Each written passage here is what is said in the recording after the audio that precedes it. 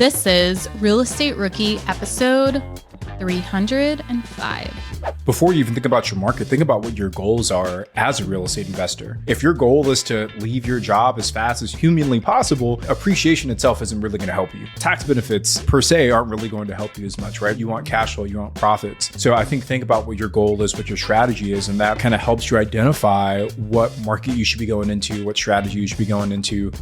My name is Ashley Kerr, and I'm here with my co-host, Tony Robinson. And welcome to the Real Estate Rookie Podcast, where every week, twice a week, we bring you the inspiration, motivation, and stories you need to hear to kickstart your investing journey. And today's episode is a little different because not only are we going to be talking on the Real Estate Rookie Show, but we're also going to be talking on the BRRRR Real Estate Podcast for an episode that's getting, simultaneously aired on two podcasts at the same time. But it's about a topic that I think is super important, both for audiences of the Rookie Show and the Real Estate Podcast, and that's how to analyze deals properly in 2023. And, Ashley talks a little bit about the long-term rental side. I'll talk a little bit about the short-term rental side. And really just even before that, just in general, why getting good at analyzing deals is so important. Yeah, so Tony does a breakdown of analyzing a short-term rental, and then I do an analysis of a long-term rental that is a single family but zoned as a duplex. So we go into the two different analysis as to a single family compared to converting it back into the duplex that it was meant to be. And we go through how we find our rents, whether that is the daily rate for a short-term rental or the monthly rate for a long-term rental. We talk about some of the things that maybe we have changed in our deal analysis since we first started and since we've grown, and also as the market has changed. So we'll talk a brief overview, and then we'll actually share our screen. So if you are listening to this on your podcast platform and just have it on audio, highly recommend you come back and actually watch it on YouTube so you can see a screen share. I will use the BRRRR calculator reports. I'll use the rental calculator and then also the BRRRR calculator. And then Tony will be using his short-term rental calculator, and we'll share those on the screen. So if you decide that you want to watch this and kind of get a visual, because you're more of a visual learner, make sure you go to the Real Estate Rookie YouTube channel and search for episode 305, and you'll be able to find this episode on deal analysis and take a watch of what we actually share. So I guess let me just share a quick review before we get into Ashley and I's breakdown on deal analysis here. This review actually comes from someone by the username of MeowMix131. So I love the username. But MeowMix says, after finishing the BRRRR book, I became hungry for more information. I started listening to this podcast, the Rookie Podcast, and I was blown away by the wealth of information. When I started researching more about it, there was so much junk I felt like I had to sift through. Most real estate gurus just seem super cocky and use inflated wordage and don't actually explain what they're talking about. These two really slow things down and help explain the basics. They're easy to listen to and have become a part of my morning routine on my commutes. Ashley and Tony and their guests have taught me so many things, and I've recommended to all of my friends. So MeowMix, that is a glowing review. We appreciate you taking the time. For all of you that are listening, if you haven't yet, please take a few minutes just to leave a honest rating review on Apple Podcasts, Spotify, or wherever it is you're listening. The more reviews we get, the more folks we can reach. The more folks you reach, the more folks we can help, which is what we're all about here at BRRRR.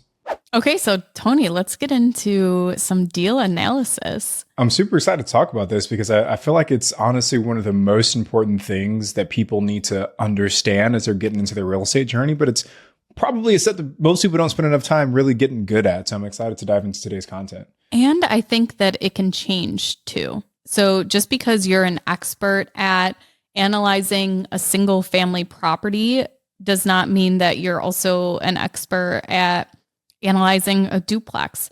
There are so many different things compared to the property type of what you are analyzing, but also market specific too. For example, if you're in Florida, you may have to account for hurricane insurance. If you're in a flood zone, you may have to account for flood insurance, depending what the city taxes are. So for a short-term rental, you may have to account for some kind of permit to actually operate a short-term rental. So there's a lot of different things that are specific to your market, to your property when it comes to analyzing a deal.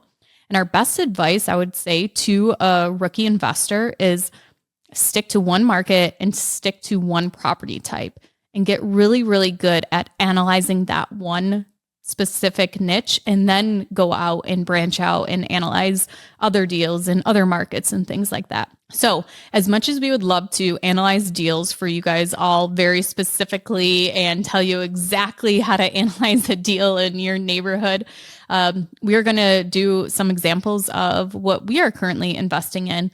Tony has a flip property that he's going to talk about how he analyzes it. And then I'm going to talk about a single family house and how to analyze it in one of the markets I invest in. So first, Tony, before we actually get into the deals, do you want to kind of do like a breakdown of the process of analyzing a deal? Yeah, absolutely. And I think before I even talk about the process, Ash, I want to share with all of the listeners that you don't necessarily have to be a quote unquote numbers person to get good at analyzing deals as a real estate investor.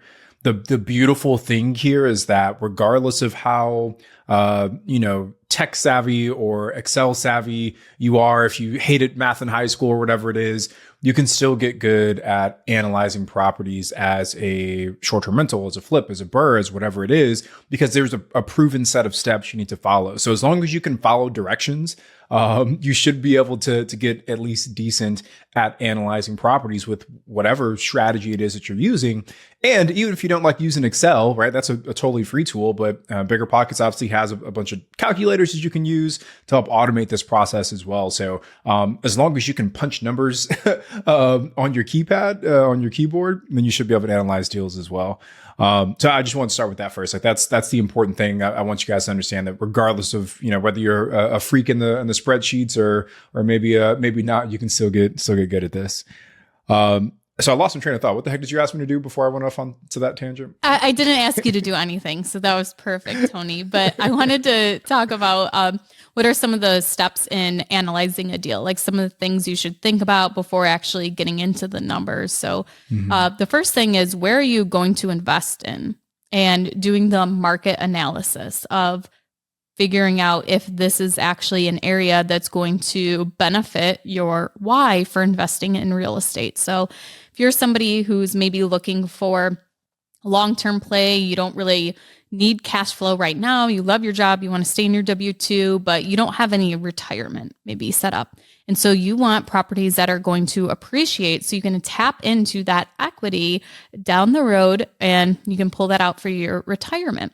So in that scenario, maybe a market with minimal cash flow but high chance of appreciation is going to be a better play for you than somebody was like, I want to get out of my job now, so I need cash flow right now. I need high cash flow. I don't care that much about appreciation because I want money now. And then there's people who care about both. They want both of those things. So definitely picking your market is one of the first steps, and really focusing in and honing on that, because markets are so different that it will make you lose focus if you are trying to analyze deals in 5 different markets across the country. So as a new investor, or even as an experienced investor, don't try and go to 10 different markets at once. Get really good at one market for whatever strategy you're doing, then branch out and use your skill set to continuously to analyze markets, and then go into those points. Yeah, I think even I love what you just said. I think it's a super important point, but I think even taking one step back, and this kind of ties into what you said initially, but before you even think about your market, think about what your goals are as a real estate investor, because that's going to play a big factor in how you make some of those subsequent decisions. So you talked to Ash about are you focused on cash flow today, or are you focused on tax benefit? If your goal is to leave your job as fast as humanly possible, then appreciation itself isn't really going to help you today. Appreciation is a long-term play. If your goal is to, quit your job today, tax benefits, per se aren't really going to help you as much, right? You want cash flow, you want profits. So I think about what your goal is, what your strategy is, and that kind of helps you identify what market you should be going into, what strategy you should be going into, because you got to identify which one supports your goal. Because we are in a very fortunate position, Ash, where we get to talk to people from all different walks of life, different stages in their real estate investing career. And I hear some folks who say, Tony, actually, Ash, we were in Denver just a couple weeks ago, and we were sitting with Neb, who's a doctor. Neb, actually, we met at BPCon last year, and he won this raffle to hang out with me nationally for a day at Bigger Pockets headquarters. And Neb's a doctor. And, obviously doctors have, high incomes, and a big goal for Neb was, okay, how do I offset my W-2 income with the passive losses that real estate can provide? So a lot of his real estate investing strategy was focused on that piece. So as he's looking for properties, he's not going to necessarily be able to look in markets where price points and land value and property value are super low because that doesn't support his goal of getting the cost benefits. He's going to have to go into markets where the property values are a little bit higher and he can get the benefit of like a cost segregation study. Whereas, say someone who said, I want to quit my job tomorrow, they've got to go out and focus, okay, where can I get maybe some good BRRRR deals? Where can I get good cash flow with minimal cash outlay? So I think a lot of that kind of ties into it. But Ash, once you've kind of decided on a market, and I think both of you and I are unique in this approach because we kind of had different approaches to this, but when you kind of start to narrow down on your market, are there any indicators you're looking for inside of that market to say, okay, yes, this is a good place for me to start analyzing deals? Yeah, so I started out just close to home because this was the market I knew because I grew up there, and I also worked for another investor and I knew the market. There's been 2 times that I've kind of went out of my comfort zone into the city, not the rural areas. And those were both on a real estate agent's recommendation, and actually the same one. And so I would listen to everything that she said about those neighborhoods. And then I went and did my own research to kind of verify that. So some of the tools I use for that are Neighborhood Scout and then also Bright Investor. So those are 2 pieces of software where you can pull up so much market data that I used to go to like citydata.org and all these different websites to find everything that I wanted, a crime website.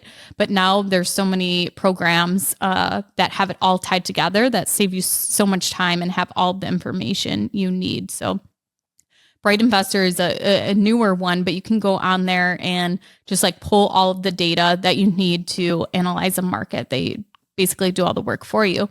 And that is where I'm looking at, okay, what is the job growth as to what has been in the last couple of years and what is the potential?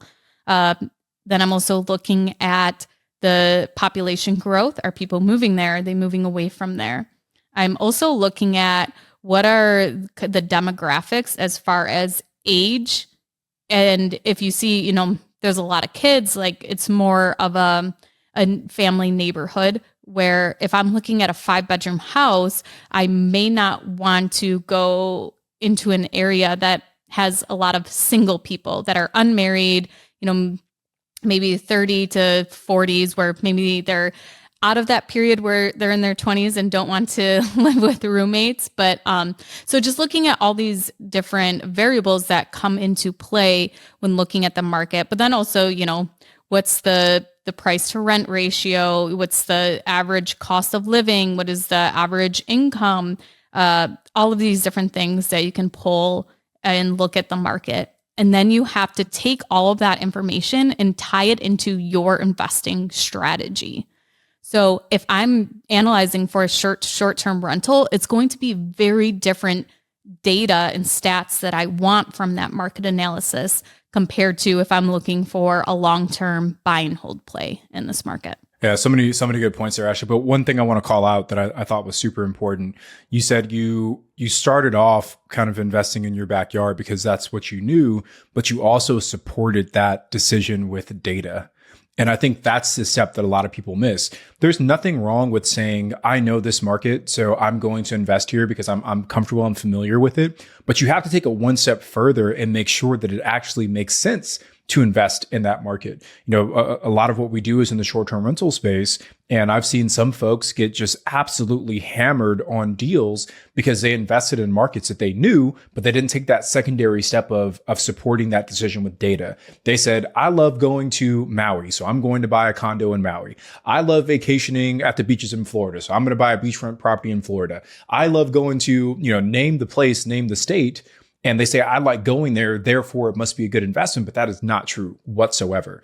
You can use that as your first step, but you still want to make sure that you take that secondary step of supporting it with data. And I think what you talked about, Ash, about using those websites is a kind of a great place to go. And again, obviously the strategy that you use is also going to dictate some of the data that you need to pull. We'll talk a little bit about the flips and short-term rentals that we do, but like I want to make sure that the data specific to the asset class that I'm focusing on, to the strategy that I'm focusing on, supports that next step there.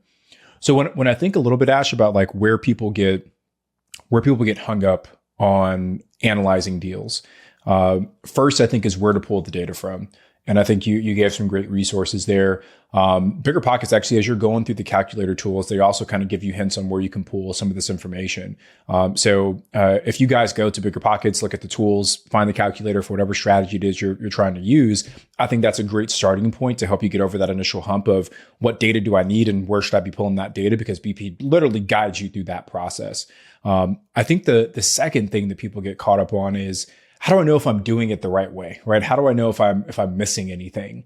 Because you see a lot of investors who, let's say like a long-term rental, for example, they might understand, okay, cool, here's a property that I'm looking at purchasing. Here's a comparable property for rent. Maybe it's renting for whatever, $2,000 a month, but they forget that they need to include things like CapEx or maintenance and repairs. So again, I think if you use a tool that is built to help kind of fill in some of those gaps, it becomes easier to have confidence as you're going through those steps. So literally the first deal that I ever analyzed, actually the first multiple deals I ever analyzed, I did them all with the BP calculators, because you can't move forward without filling in all of that required information. I felt like it was super helpful for me. Tony, let's run on to like now the actual deal, what your investment strategy is. So you've kind of got your market analysis, you know where you're pulling your data from, but you have to pull the data for the actual property too, such as what are the property taxes? How do I estimate insurance? Are there, any zoning, requirements I need to know about? Are short-term rentals allowed here? What are the rules and regulations of the city?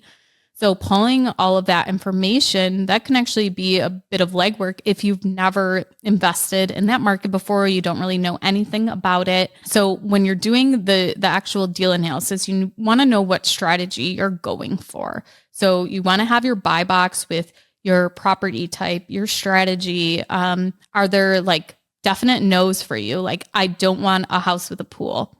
And one of the reasons may be because your insurance premium may be higher if you have a pool and you have renters in the place. So going through your buy box, what is your max purchase price that you are looking to buy at in that market? So going through and making this list will definitely help you expedite analyzing deals, because you can go through and go ahead and just like check like, nope, this property did not meet this criteria, or yes, it does. Yes, it does. Yes, it does. Okay. Now I'm actually going to dive deeper into the analysis part of the deal. And one thing with doing that is like, you also stay focused and you stay specific on what you're trying to do. And one thing I will go over in the deal that I analyze for you guys is that I'm focused on one strategy, but with the way the market is, I am also analyzing deals based on a second strategy as almost an exit strategy. So if my first strategy isn't going to work, how else can I make that property work? And a lot of people ran into that, as our friend Tyler Madden, who's been on the podcast several times, and we just had his wife Zosha on episode 301. They purchased a property as a short-term rental. After closing on the property, they found out that where the property was located, you could not do short-term rentals, and they had to transition and pivot their strategy to medium-term rentals. And it actually ended up working out great for them. But being cautious of if you have a different strategy, so that if you are maybe wrong in running your numbers as to what that backup exit plan can be, and maybe it's selling it, maybe, turning in medium-term rental, whatever that is, that you have some kind of backup in place in case that first strategy doesn't end up working out the way that you want it to. And it's almost like having a safety net. I just want to highlight really quickly, Ash, you talked about the buy box, and just to like clarify that for folks that maybe aren't familiar with that phrase. Again, your buy box is basically just you identifying what type of property am I comfortable purchasing that aligns with my chosen strategy and with my chosen goal, or like what I'm trying to get out of this. It's like, I can tell you for us, if we're flipping a home in Joshua Tree, we're typically looking for something that's about 3 bedrooms, usually 1 to 2 bathrooms, 1,100 to 1,300 square feet, built sometime around 2000 to 2000 and maybe 10 at the latest, because we know inside of that little box, pretty much down to the penny, how much we're going to spend to renovate something like that. We know that we can get in and get out. We can finish a rehab in 6 weeks on that kind of product, and it's something that we've done multiple times. However, when you're first starting, it's not always easy to really know what your buy box is. And sometimes you kind of just got to use the data that's available and make your best judgment. So I can, like on the short-term rental side, when we first started looking, we looked at all the data for that specific market and we compared revenues by bedroom size. Typically, when you're analyzing short-term rentals, you kind of separate it by bedroom count. And we looked at 5 bedrooms, 4 bedrooms, 3 bedrooms, 2s, 1s, studios. And we said, okay, we think the best return is here, the 4 or 5 bedroom for this specific city. So as we started to look for deals, we said no to anything that wasn't a 4 or 5 bedroom initially. And all of our acquisition efforts were focused on 4 and 5 bedrooms because we felt that was what made the most sense. And then as we started to get more comfortable and familiar in that market, we started to identify how smaller properties could play a role in our portfolio as well. We started to open that buy box up a little bit. So I think what's most important is just creating that buy box so that you can get really good at analyzing something specific. Because like Ashley mentioned earlier, it's easier to become an expert at analyzing 5 bedrooms in this zip code with this type of construction style than it is to analyze everything in an entire county. So I think part of the buy box, part of the reason why it's so important is to help give you that confidence as you're analyzing deals. The next thing after, knowing what your market is, what kind of deal you're looking for, is how are you going to pay for the deal? There's often the phrase heard that if you find a deal, the money will come because it's a deal and everybody will want to be a piece of that opportunity. But it is way less stressful if you have a plan in place as to how you're going to fund a deal before you actually have it, instead of running around like a chicken with your head cut off, trying to find a private money lender, hard money lender after you have the deal locked up and you have 72 hours to get funding secure. So figuring out how you're going to fund a deal. So right now, my main sources for funding a deal are my lines of credit that I have, using cash, my own cash for rehabs. And then also I have a private money lender that I use for a lot of deals. And then for my refinances, I'm doing a lot of them on the commercial side of lending. And I did one recently on the residential side. But that's kind of how I'm funding my deals. I'm not really doing any purchases that are mortgages right at the beginning, that I'm usually doing the lines of credit or the cash. Last year, I did do 3 properties that were purchased with hard money. And right now it is way more cost effective for me to just use my lines of credit to fund the deals. Yeah, I'd say the vast majority of what's in our portfolio, both on our holds and our flips, have been funded with private capital, private money in some way, shape, or form. Every single flip we've done has been fully funded with private money. We haven't used any hard money yet. The majority of our properties that are in our short-term rental portfolio, kind of we birthed them, or we bought them initially with private money and then we refied into long-term debt, or we brought in partners who carried the initial mortgage. But for us, and I think because we built a little bit of a track record, it's been a good method and a win-win situation for us and that person to leverage private money. Now, I know a lot of folks might be thinking, duh, you guys are Tony and Ashley, Bigger Pockets co-hosts, and you guys have these big platforms, so easy for you guys to raise private capital. But I can tell you, I know people that are not podcast hosts that don't have tens of thousands of followers on social media that are still leveraging private capital to fund the majority of their deals. And, Ash and I have talked to folks on the Rookie podcast who did it on their first deal, with no track record whatsoever. So if you're wondering, man, where are all these people hiding that just have money to give to us investors?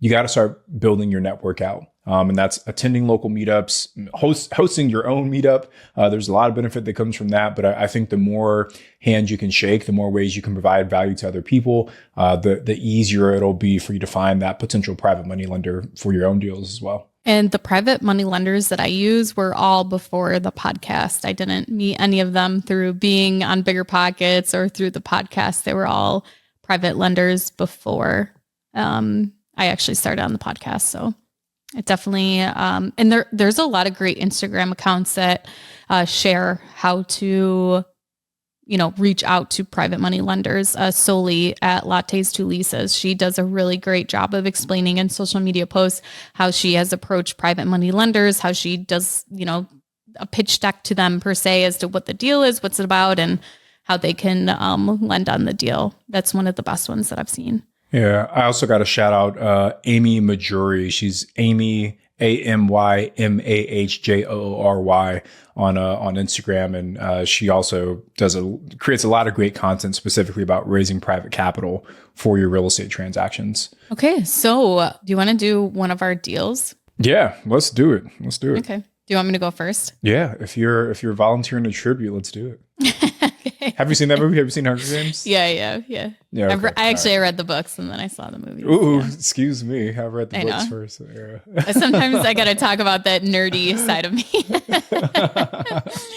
Okay, I'm actually going to do a screen share. So if you guys are listening to this in the car, wherever you are, go back and find it on YouTube so you can actually watch the screen as I'm going through it. I will do my best to be as visual as I can with my words, but when I speak or write, I am definitely a lot more analytical than visual and storytelling. So I'll do my best, but I'm going to do a screen share here.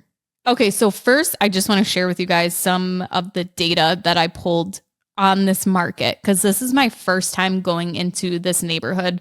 This is a neighborhood of Buffalo, New York. So how this deal came about, and one important aspect of getting a deal done is actually sourcing deals. And so I got a text from my real estate agent that I've used for quite a few of my deals. She did my first property back in 2013. So we've had a good standing relationship. And she texted me and said, Ashley, I thought of you. I just walked this house. You got to come see it. It's in an amazing area. Can you come tomorrow or something like that? So I went and looked at it. And Ash, just want to confirm, so this was on market? No, this was not on market. So in what the real estate agent was doing was in their office, they kind of will sometimes put their heads together and help comp a listing as to what it should be priced at. So agents will take other agents on tours of properties that they have that are coming up to, one, help them price it, get their thoughts on it. Second, to have it almost as a pocket listing to see if they can sell it before it even goes on the MLS. So this was considered a pocket listing where it was not listed yet. The person that lived in the property had passed away and it was now going to his estate. And there was a trustee of estate who just wanted to sell it. So my agent had gone through with the seller's agent. And so I got into the property the next day. I met her there and the seller's agent. I always love when the seller's agent is at the property because they know so much more about the property, about why the seller is selling than my agent does, because my agent is just walking in the door with me and all they have is kind of what's going to be on the MLS. But this wasn't even on the MLS yet to have any information about it. So we went through the property with them. In this neighborhood, I didn't know anything about it. So it was great that we drove, we walked around, everything like that to kind of get a visual. The seller's agent knew a lot about the area and told me all this stuff. So it sounds great coming from the two agents, but then again, you have to verify. So I went and looked at the areas where there was a lot of gentrification, a lot of revitalization in the surrounding streets, because in Buffalo and along with a lot of cities, it can vary street by street. So South Buffalo, I have several investments in, and I can tell you I could draw out on a map the exact shape of where exactly I want to be in South Buffalo. And for this part of Buffalo, I didn't know any of that. So going on Google Maps and doing the walk view where you can actually take your little yellow guy and walk the streets if you can't physically be there, or going to the property. But so here's just a couple examples of the data that I pulled. So right here, looking at a 3-year forecast. So right here, then kind of the top column got cut off here, but where you're seeing a 10 on the top for the 3-year forecast. So 1 to 10, 10 being the best as far as appreciation in homes in that area that they're going to see. They think that over the next 3 years, this property will appreciate 18%. Okay. Over the next year, it will be about 6%. Okay. That is considered a 10 rating compared to all of Buffalo. It is compared to the nation. It is a 7 rating, which is still actually pretty good. And then it goes on to talk about like the latest quarter where it actually went down from Q4 2022 to Q1 to 2023, which I saw all over our state as to just a drop in prices. But then once spring hit, everything shot right back up again, and everything's going over listing. Everything is being, sold within a couple days or gone pending within a couple days. So then another, stat that I pulled here too, as to the population growth. So there is actually a little orange warning symbol by this. So it says within half a mile from the location, the population is changed 11%. Okay. And I believe this was for within the last 5 years. Okay. So 11% increase. And when I had clicked on that little orange thing, it said this is higher. It was either higher or on average with the nation. I think it was higher than what the national average is for population growth. Okay. So right there, those are two things that look really intriguing to me about this neighborhood. And I actually did it very, very niche down as to like, this is only like a 3-block radius right now that I'm looking in as far as comparing this neighborhood. Okay, so now I'm going to take you guys to the actual BRRRR report that I pulled. Okay, so this is using the rental calculator report. So this property that I looked at, it doesn't need really any rehab, maybe a couple cosmetic things and just like the yard cleaned up, lots of garden gnomes, things like that. So this property, if I'm going to rent it out as a single family home, I don't have to do any rehab. I'm going to be able to list it for $1,300 per month. It is a 5-bedroom house with 1.5 bath. Okay. One thing that I am really looking at right now, and I'm finding this to my advantage, and I've started looking at this because the market is competitive right now. The market has changed as to what it was 2 years ago. And this is probably something I will carry forward forever, though, is looking at unique properties or things that are not apparent. So this property is a single family home, but it is actually zoned as a 2-family home, as a duplex. And it does have separate meters on there for electric. Yeah, let me ask one thing, because I think that's an important thing to call out. How did you identify that? Like if I'm a new investor, how do I figure out if the actual usage of this property matches with what it's zoned for? So you can go to PropStream, and usually they will have that data on there as to what the zoning is. You can go to the GIS mapping system for the county. One red flag for me to kind of like trigger looking into this was that there was the 2 meters on the side of the house. But if this was listed on the MLS, it would be listed as a single family home. So if this property were to get to the point where it was listed, then it would be listed as a single family, and there would be people who were looking for multifamily just automatically passing by this listing. So the only things that need to be done to actually make this back into a 2-unit would to be put up a wall where the stairs go to the upstairs, which is very cost effective and not hard to do. And then in the bathroom, add the shower back in. The shower was taken out, which again, It's not that difficult of a thing to do. There's a basement, the plumbing all runs right under the bathroom. You just hook up a new drain and you put your shower in.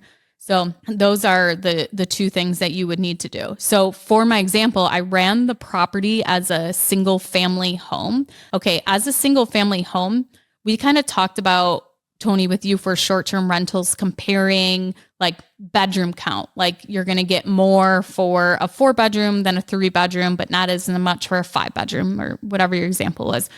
The same may go with a long-term rental where there just isn't enough income to support what you could charge for a 5-bedroom. So for example, a 3-bedroom house and a 5-bedroom house might just only be $50 more just because nobody living in that neighborhood can pay more than $1,300 a month.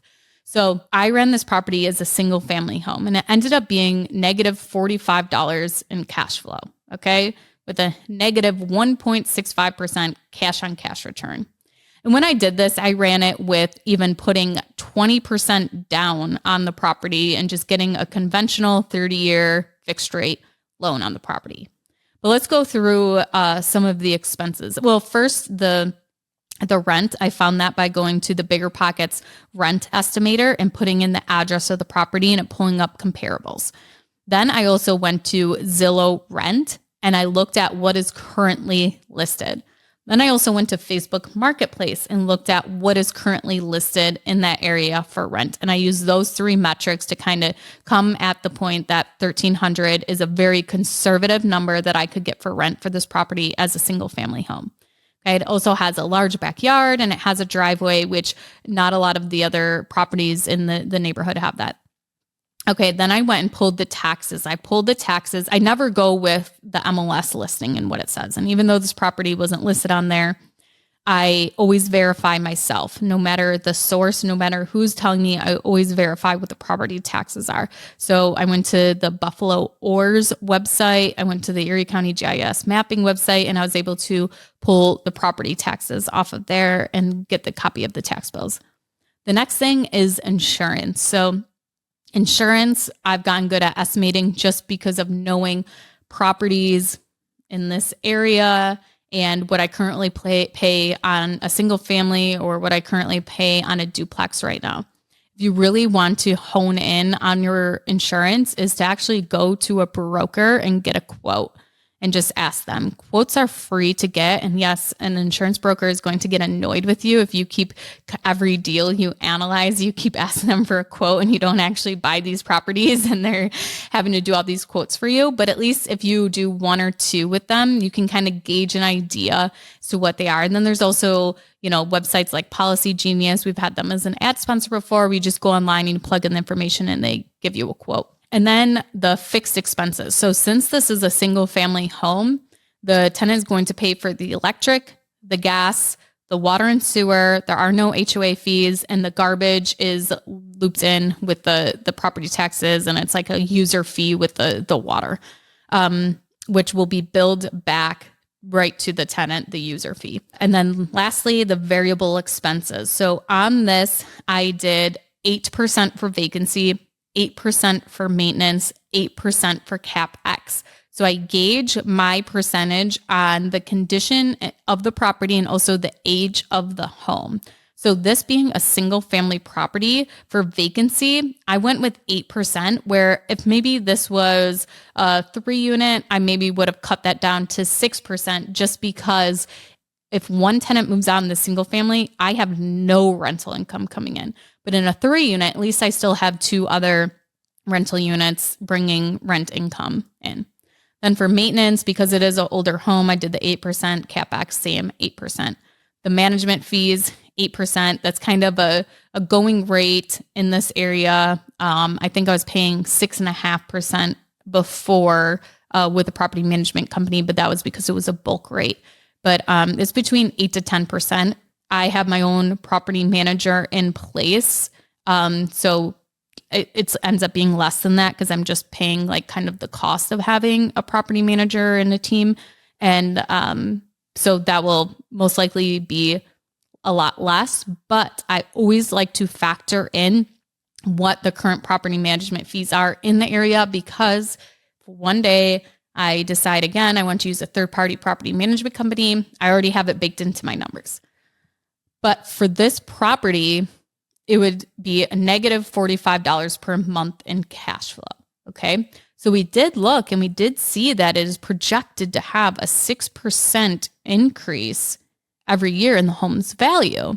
So maybe if I'm going for appreciation, that, you know what, I can lose $50 a month. It's fine. And I'll just wait for the property to appreciate, and I'll go in, refinance, and I'll pull a bunch of equity out, and then I'll go buy another property, or maybe I'll sell it in 5 years when it's projected to be worth more. Okay.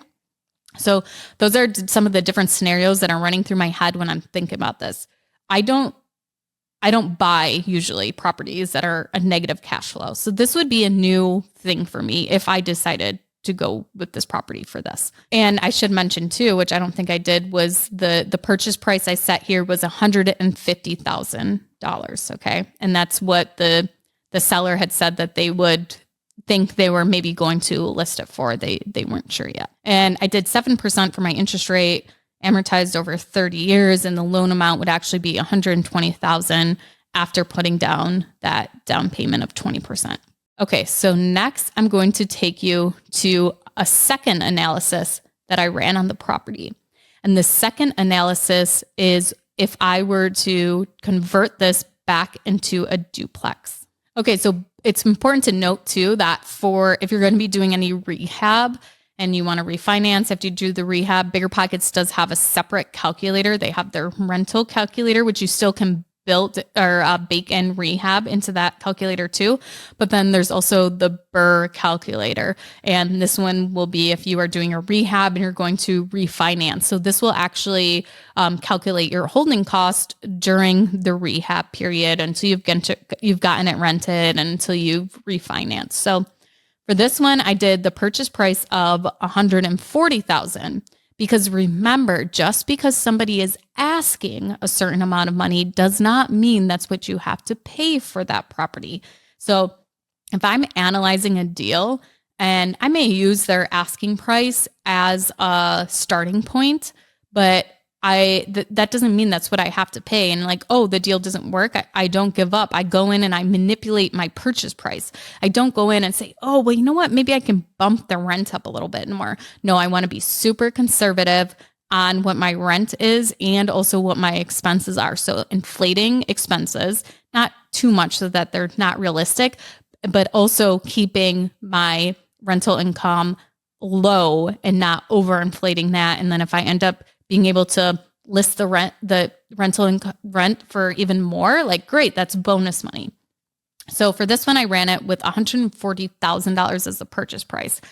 And this one I did that I would purchase it with my line of credit where I pay 9% with my line of credit. So I'd be paying that 9% interest only to my line of credit. I put that I could expect to refinance within 4 months. So if I set aside a month to do the rehab, which would be blocking off the separate door by creating a wall on the stairs, and then also adding that shower into the lower bathroom. Realistically, that would take less than a month, but I'm giving myself a month to actually, take care of that. And then by the time I close with the bank financing, I'm giving myself plenty of time by saying 4 months. Okay. So differences with this, there's no down payment. I'm just taking the full $140,000 off my line of credit, paying the 9% interest, and I'll be paying $1,050 in interest a month until I'm able to refinance on that property. For the refinance,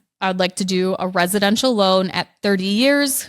As of yesterday, when I talked to a lender at one of the banks I use, the approximate rate would be 7.5% for that. My loan fees I put at $4,000, which is they're usually like around 3%, I would say, on the residential side.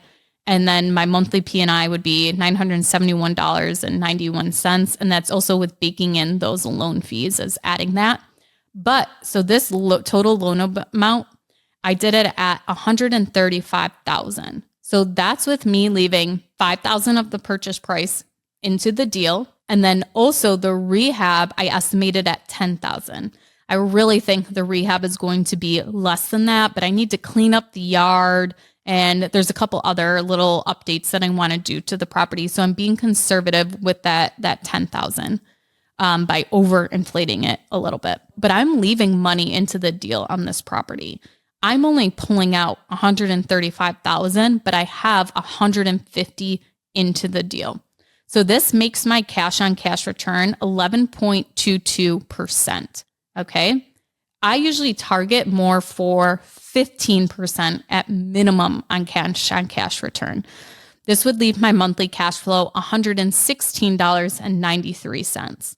And my monthly income, this is the part that I really like about turning this property into a duplex, is my monthly income would be $2,100 because now I have 2 units and I'm able to get more for a 3-bed, 1-bath and a 2-bed, 1-bath than a 5-bedroom single family home with 1.5 baths. So that was where it's kind of looking at the property and figuring out, okay, what can I do different to maximize the income, put a little rehab money into it.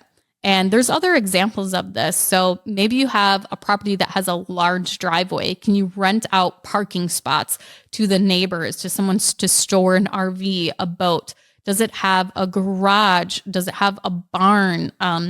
We have one single family home that has this huge barn that we rent that out separately for somebody for storage. So I love looking at a property and thinking about, okay, what are the things that I can do different to make this a better deal? Instead of looking at it and like, how can I manipulate the numbers in a negative way that I end up just becoming underwater because I'm not getting the rent I wanted. I cut out the lawn mowing expense thinking that I could find it a lot cheaper than what it actually costs to have the grass cut.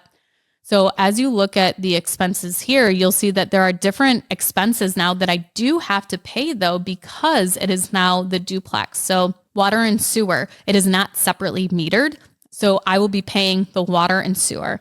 I could charge back a water fee if I wanted to, but most of the properties in that area do not. So I want to stay competitive.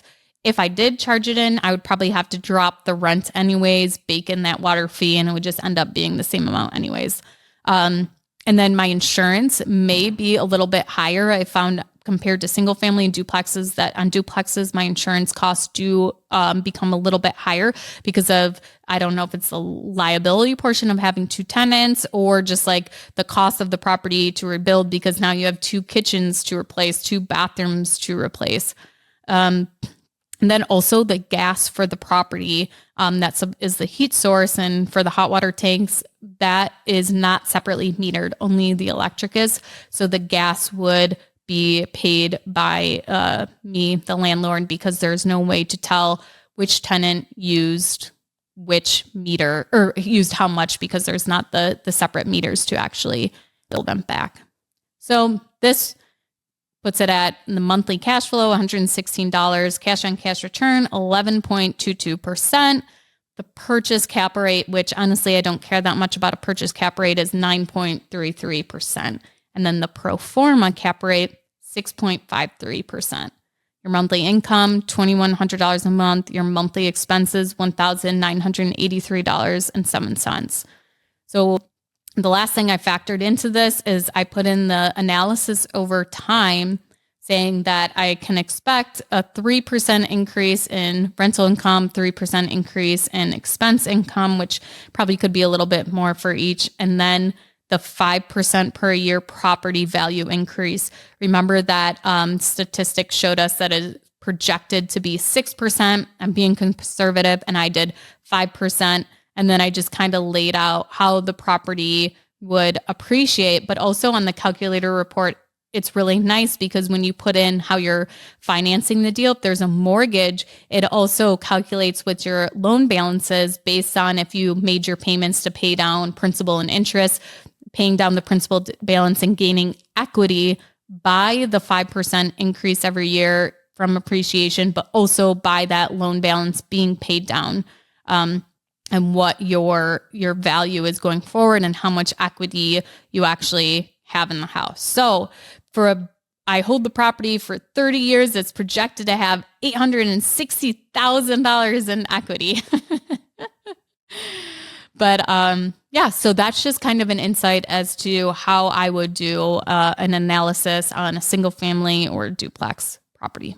And world-class breakdown, Ashley Kerr. So let me ask you, how much of what you did has changed between Ashley, I don't know, 2019 versus Ashley today?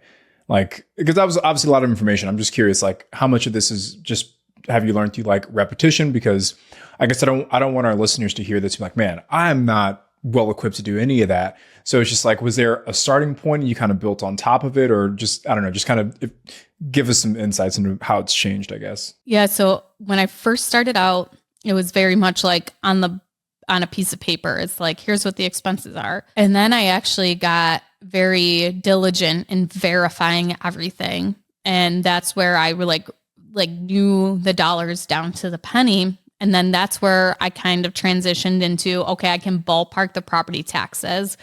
For the example I showed you, I don't really know a ton about that market. So that's where I was like, I need to know exactly what the property taxes are, in which I do that. But for a rough analysis for a market I'm already investing in, I'll ballpark the property taxes and the insurance, the water bill, things like that. And if it's like comes out, looking kind of good, then that's when I go further in and I actually pulled the exact number. So right now, what has changed for me with the market is what are my options for funding and also refinancing this deal. So really getting creative with that. So right now, my line of credit is a lot cheaper than using hard money or a private money lender. Okay. And I want to use that to my advantage so that I can be more competitive because I have that rate. Also with my private money lenders, what can I work out with them? Like maybe if I'm not even using them for all of the deal or part of the deal, definitely putting in offers for seller financing. So I'm getting more flexible on how I'm actually going to fund the deal and how I'm going to get creative with the financing going forward. The next thing I'm looking at is what are the income streams on the property? So right now, like in Seattle, Washington, you can put an ADU, an additional dwelling unit on a single family home. You can put the ADU in your backyard and, that can increase the value of your property and also bring in rental income. So if you're going to sell this house as a flip, it makes it more affordable to someone because they have that rental income of the ADU in the back. They can now pay more for the property, and that's more in your pocket. And a lot of times the cost of building that ADU is less than what you could actually sell that property for. So for me is looking at all the different revenue streams that can come out of that property. So with this one, it was changing that single family back into a duplex to really maximize that revenue. Oh, one thing, yes, there's one last thing I would add is that in my market, at least, there's been huge rent growth over the last couple of years, but it has become very stagnant. So be careful that you are not riding those high projections again of what you can get for rental income. So look at the rental growth trends for your area too. I just got a 6-unit emailed to me this morning from my broker, and I'm looking at what the seller had projected the rental incomes that you could get because they said it's way below market rent. You should be able to get this.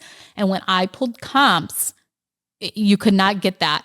Comps from last year, you could get that, but it had, decreased by like $100 of what they were renting for last year. And that $100 makes a big difference across the bottom line when it's a 6-unit. So that's $600 a month that you're not getting anymore as to what they're projecting. And if you go off of old numbers or that aren't accurate, then that's where you can get into trouble. So to even be more conservative, I always go a little bit under as to what the market rent is. Yeah, that's a really good point. And I'll talk a little bit about that same concept as well, Ash, about, making sure that your data reflects recent changes in the market that you're looking into.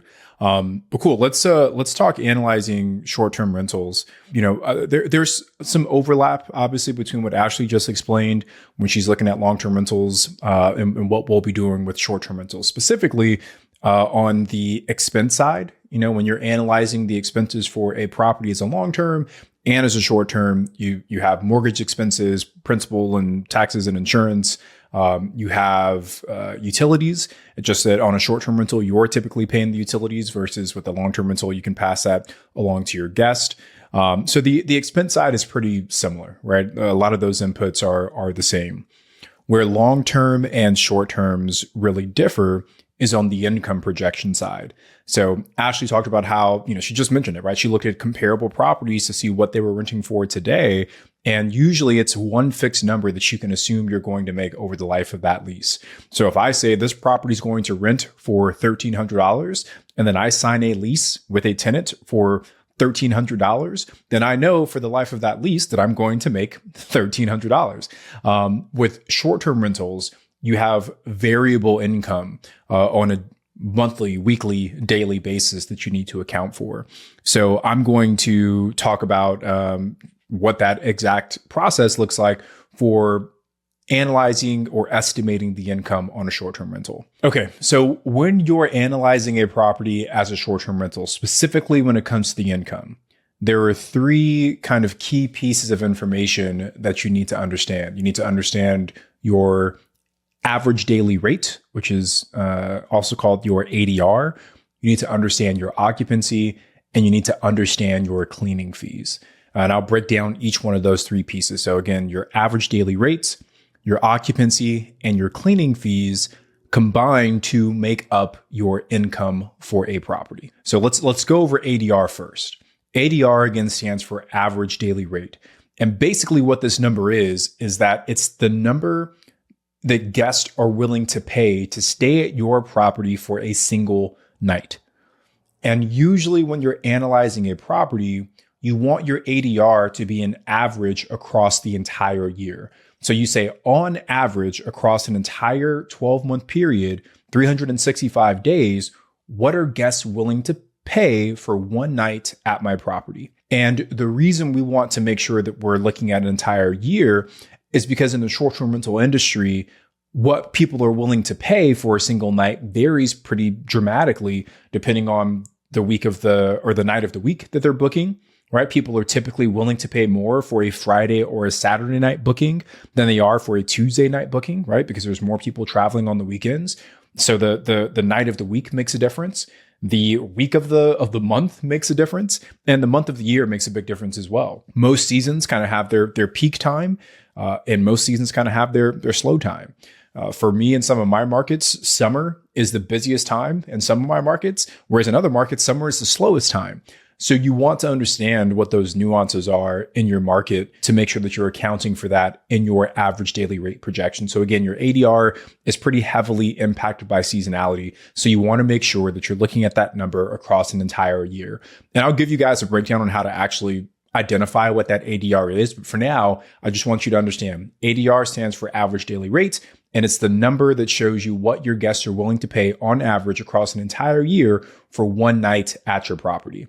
Next is your occupancy. Occupancy tells you how many days out of the year you can expect to be booked. Now, again, if I'm comparing short-term rentals to long-term rentals, once you sign a lease with a tenant, you can expect your property to be fully booked, or at least that unit to be fully booked for the entire duration of that lease. So if you sign a 12-month lease with someone, then you know for the next 12 months, you are going to be fully occupied. Whereas with short-term rentals, we don't have leases that we sign with tenants. We have guests who come in and stay for a couple of nights and then they go home. So there's always some percentage of nights that go unbooked.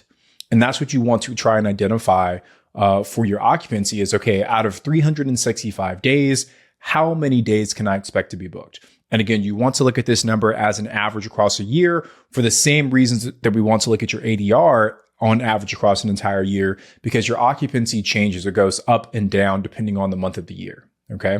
And again, I'll show you how to pull these numbers here in a sec. And then the last thing that you want to look at that gets included in your income is your cleaning fee income.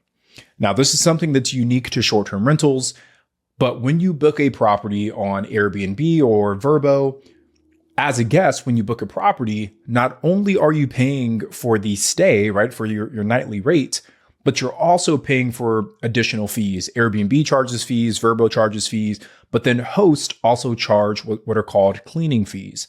And this cost usually gets passed on to your cleaning staff. However, you should recognize it as income for two reasons. First, because it's included in your deposit from Airbnb and Vrbo when they pay you out. And then second, you also have the opportunity to turn your cleaning fee income into a slight profit center. As an example, on some of our properties, we might pay our cleaners, $115 per clean, but we can charge our guest $125 per clean. So that means if I'm only paying out $115, but I'm collecting $125, every time that property gets clean, I'm making a profit, quote unquote, of $10. And say that my property, maybe I get booked 10 to 15 times per month, that's an additional $100 to $150 in profit that I'm generating from my cleaning fee. So I usually like to include my cleaning fee as part of my income for a property as well for those two reasons. So again, to recap, your three pieces are your average daily rate, your occupancy, and then your cleaning fees. So once you have all three of these, you want to put them into a formula. And again, I've got a free calculator that you guys can all download if you head to the realestaterobinsons.com/calculator. Again, that's the realestaterobinsons.com/calculator. It's a free download. It's an Excel file that I've used. Tens and thousands of people have downloaded this calculator to help them analyze deals. But if you want to kind of follow along on that calculator, you'll be able to do that there. But once you get all of that data, you want to plug it into a formula to understand what your projected income is. So basically, you take whatever your occupancy percentage is and you multiply that to 365 days. And that will tell you how many days out of the year you can expect your property to be booked. So say from your analysis, you say, hey, 75% is a good occupancy number for this property in this market. So you would take 75%, multiply that to 365. That gives you 274. So now you know, okay, I'm going to be booked roughly 274 days out of the year. So that's the first step.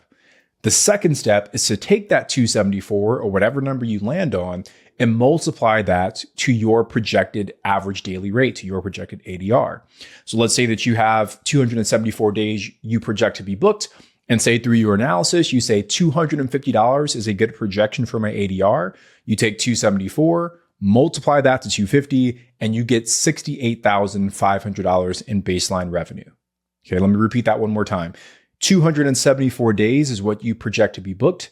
You multiply that, 274, times your projected ADR. Again, in this example, let's say it's 250, 274 times 250 equals $68,500. That's your baseline revenue for your property. The last step then is to add in your projected cleaning fee income. Again, there are steps you can take to understand, hey, what's the average cleaning fee that properties are charging in my market? You use that data to assume what your cleaning fee is for the year, and then you add that to your baseline income. So again, say we have a baseline of $68,500. And through our analysis, we identify we can collect another $18,000 a year in cleaning fees, which is not unreasonable at all. $68,500 plus the $18,000 in cleaning fees gives you a total income of $86,500. Okay, so those are the inputs that you need to project your income. You need your occupancy percentage, which gives you how many days you'll be booked out of the year. Multiply that to your projected average daily rate, which gives you a baseline income. And then you add to your baseline income what you project your property will collect in cleaning fees to get your total income on that property. So that's the kind of overview of how you project your income. Now, I want to break down in just a little bit more detail how to project your average daily rate and your occupancy, because those two things are super critical to get right. Now, there are two kind of different ways to project your ADR and your occupancy. levels for a property. The first approach is your comp-based approach, so your comparison-based approach. The second approach is what I call your percentile-based approach. So your first approach, approach number one, is your comparison-based or your comp-based approach. The second approach is what I call your percentile-based approach. Now, let me break down what each of these means. In the comparison-based approach or the comp-based approach, what you're doing is you're looking for properties that are similar in size, design, and amenities, functionality, location to your property. Okay, you have your subject property that you're analyzing, and you want to find other active listings on Airbnb or Vrbo that are similar in size, design, functionality, amenities, location, etc. Okay, so if yours is a brand new construction built in 2023, then you want to find other properties, ideally, that are brand new construction built in 2023. If yours is a farm style rehab that was built in the 50s, you want to try and find other farm style rehabs that are built in the 50s and recently rehabbed. If you have a loft in downtown, you want to try and find other lofts in downtown. So you kind of get the idea here. But the goal is to use Airbnb and identify properties that are similar to yours. Once you have those properties identified, you want to understand what are those properties charging on a nightly basis across a 30, 60, 90-day window. And you want to go 30, 60, 90 again to account for the fact that prices are seasonal, that ADRs are seasonal. Because if you just look at a, say, 7-day window, you might be getting the best week of the year, or you might be getting the worst week of the year. Either way, your numbers are going to be off. But when you go out over a 7, 30, 60, 90-day window, you start to get a mix of what the different seasons and months can produce in terms of ADR.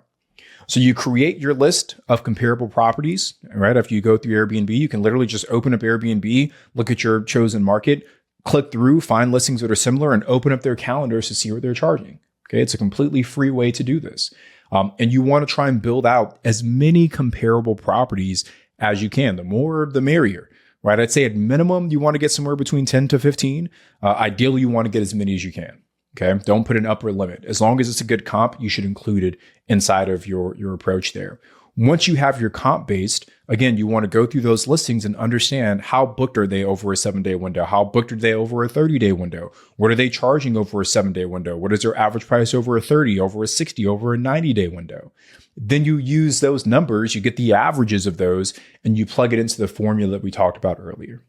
Okay, so that's the first, is the comp-based approach. The second approach is the percentile-based approach. And I like doing both because the comp approach, it's kind of like your sniper rifle approach, where you're picking out specific properties that you feel are exceptionally similar to yours. Whereas the percentile-based approach is kind of an aggregate approach that pulls in a little bit more data, but kind of gives you a better overview of the market. Now, unfortunately, or not unfortunately, I guess fortunately, there's paid software out there to help you do this. I don't know of a way to do this for free outside of like you trying to build your own scraping tool to pull all of this data.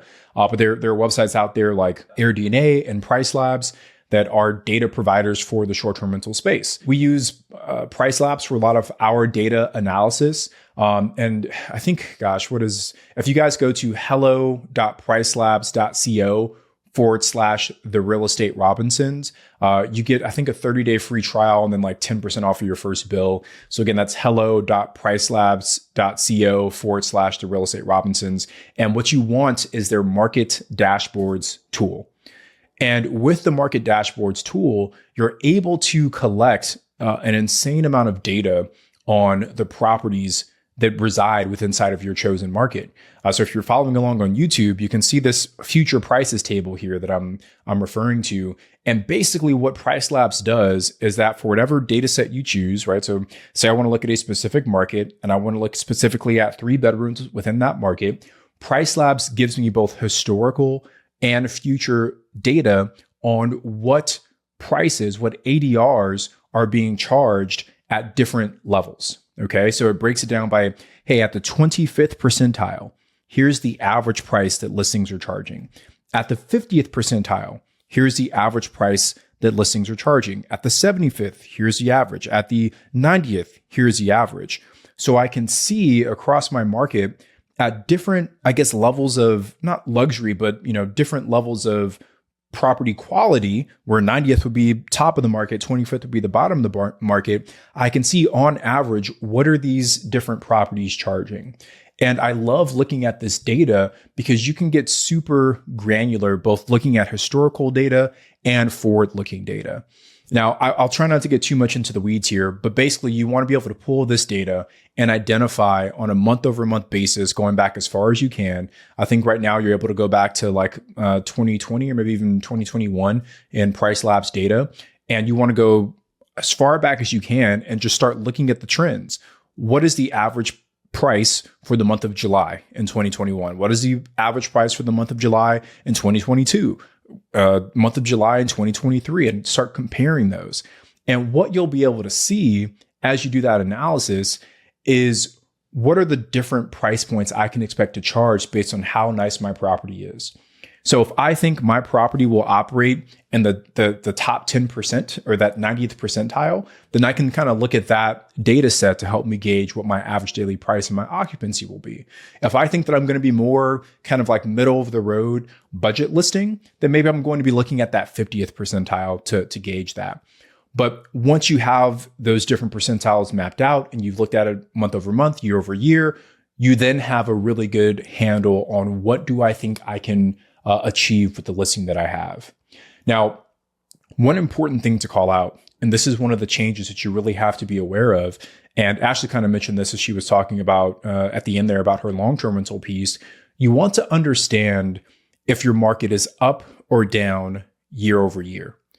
Now, we're recording this in the summer of 2023, and if you've been following the short-term rental industry, 2021 was a crazy year for short-term rentals. It was immediately post-COVID.